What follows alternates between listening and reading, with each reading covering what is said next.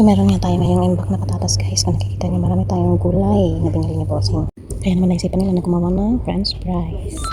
At dahil nga gusto nilang kumain, ayan hiniwa-hiwa nila para kanilang prituhin. So dito, pinukunan ko siya ng video guys para makita ko yung kanilang mga ginawa. Ayan, ang sarap naman talaga ng fresh na potato. So abangan na lang natin yung pagluto nila. Nice!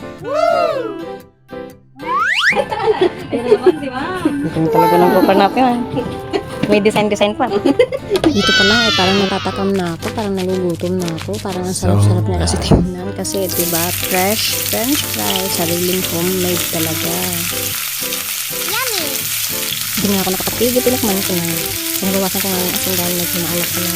Wow! Ayan, ready to eat na. Wow! It's not maalat.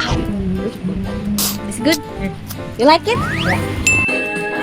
Ano? Anong lasa? Sarap. Sarap ma'am. Kain na. Mahingi tayo ng feedback. Masarap ba? Sinisira mo yung pinto ko.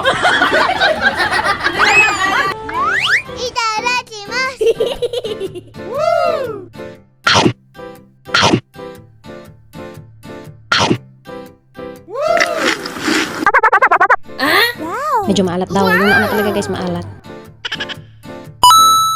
At dito nga, hindi ko naman pagkain kasi hindi naman lahat maalat. Nga si Pangga dito, yan. May singer na, may pagkain pa. Sana. Okay. So hanggang dito na lang guys. Thank you for watching.